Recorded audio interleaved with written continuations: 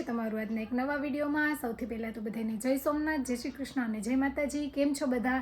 તો આજે હું તમારા માટે એક મસ્ત મજાની આજે સબ્જીની રેસીપી લઈને આવી છું। તો આજે આપણે ભીંડા બટેટાનું શાક બનાવીશું। તો તમે વિડીયોને સ્કીપ કર્યા વગર એન્ડ સુધી જરૂરથી જોજો। ચેનલમાં નવા હોય તો ચેનલને લાઇક, શેર અને સબસ્ક્રાઈબ કરજો।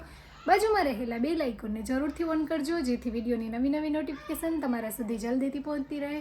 તો ચાલો આપણે ફટાફટ ભીંડાના શાકની રેસીપી બનાવવાની શરૂઆત કરીએ। તો આપણે ભીંડા બટેટાનું શાક બનાવવા માટે આપણે કૂણા સરસના ભીંડા ધોઈ અને સાફ કરી અને કોરા કરીને લઈ લીધા છે। તો ચાલો આપણે તેને કટિંગ કરી લઈએ। તો ભીંડાને આપણે આવી રીતે ક્રોસમાં કટિંગ કરી લઈશું અને થોડી સાઈઝ મોટી રાખીશું ભીંડાની।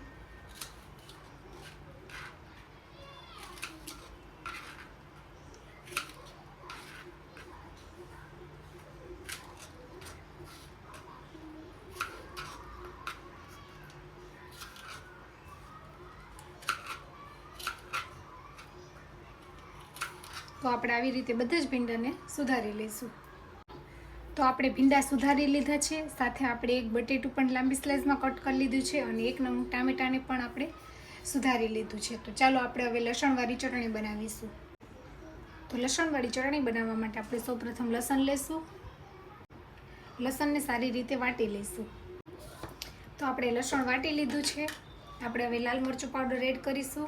આપણે નાની ચમચી માપ પ્રમાણે આપણે 3 ચમચી જેટલું લાલ મરચું પાવડર ઉમેરીશું અને તેને સારી રીતે વાટી લઈશું। તો તમે જોઈ શકો છો લસણવાળું લાલ મરચું તૈયાર થઈ ગયું છે। ચાલો આપણે શાક વઘારી લઈએ। આપણે પેનમાં તેલ નાખીશું। થોડું તેલ આપણે આગળ પડતું લઈશું, કારણ કે આપણે ભીંડાને તળવાના છે।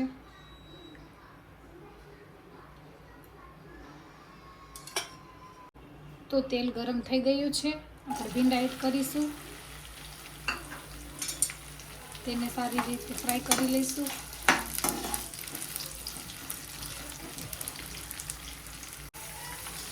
આપણે ભીંડાને હાઈ ફ્લેમ ઉપર જ તળવાના છે, જેથી સરસમાં તળાઈ જાય।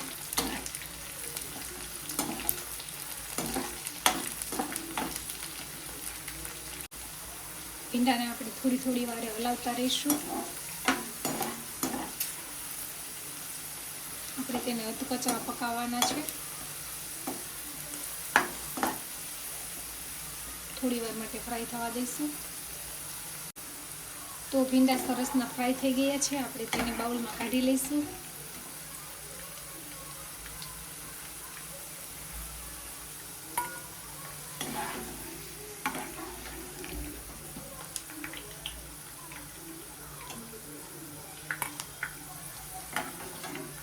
બધા જ ભીંડાને આપણે બહાર કાઢી લઈએ।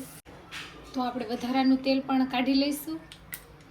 આપણે થોડું તેલ રાખ્યું છે, 1 ચમચી જીરું ઉમેરીશું, અડધી ચમચી હિંગ ઉમેરીશું, સુધારેલા બટેટા ઉમેરીશું। બટેટાને તેલમાં સારી રીતે આપણે સોતે કરી લેવાના છે।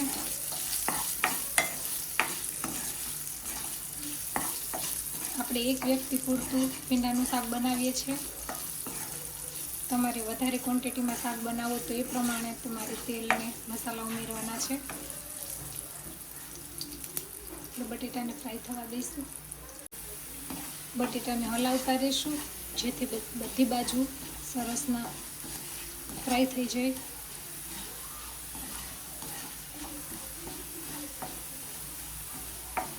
થોડા ચડી જાય પછી આપણે ભીંડા એડ કરીશું। તો તમે જોઈ શકો છો બટેટા મસ્ત મજાના કચરા એવા ચડી ગયા છે। આપણે ફ્રાય કરેલા ભીંડા એડ કરીશું, સારી રીતે હલાવી લઈશું।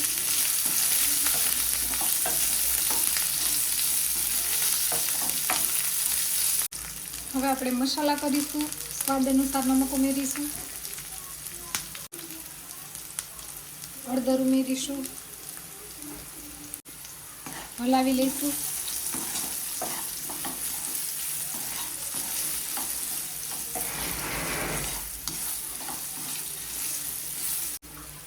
લસણવાળું મરચું બનાવ્યું છે તે ઉમેરીશું, સારી રીતે મિક્સ કરી લઈશું।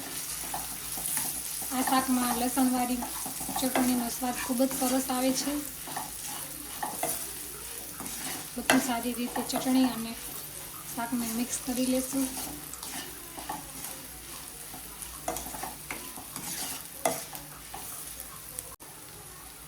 તો લસણવાળું મરચું સરસનું પાકી ગયું છે, સરસ ચટણી ચોળી ગઈ છે. હવે આપણે ટામેટું ઉમેરીશું.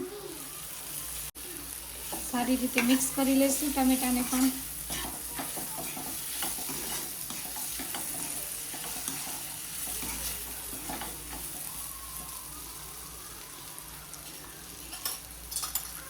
અડધી ચમચી ગરમ મસાલો ઉમેરીશું.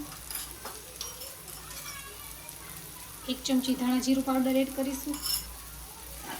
સારી રીતે મસાલાને મિક્સ કરી લઈશું.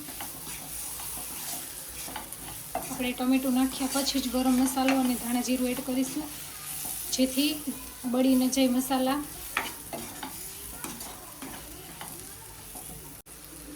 હવે આપણે શાકને ઢાંકણ ઢાંકી અને 1 મિનિટ માટે ચડવા દઈશું. તો આપણે શાકને ચેક કરી લઈએ. તો મસ્ત મજાનું આપણું શાક તૈયાર થઈ ગયું છે, એકદમ ક્રિસ્પી ભીંડા બટેટાનું શાક. તો ચાલો તેને આપણે ગેસની ફ્લેમ ઓફ કરી અને સર્વ કરીએ. આપણે શાકને પ્લેટમાં સર્વ કરીશું.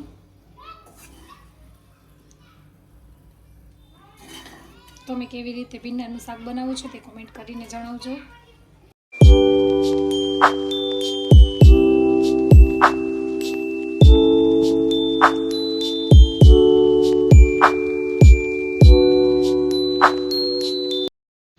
તો ફેમિલી, આજની ભીંડા બટેટાની શાકની રેસીપી તમને કેવી લાગી તે કોમેન્ટ કરીને જણાવજો. અને તમે ભીંડાનું શાક કેવી રીતે બનાવો છો તે પણ કોમેન્ટ કરીને જણાવજો. તો મળશું રેસીપીના નવા વિડીયો સાથે. ત્યાં સુધી આવજો. જય સોમનાથ. Bye bye.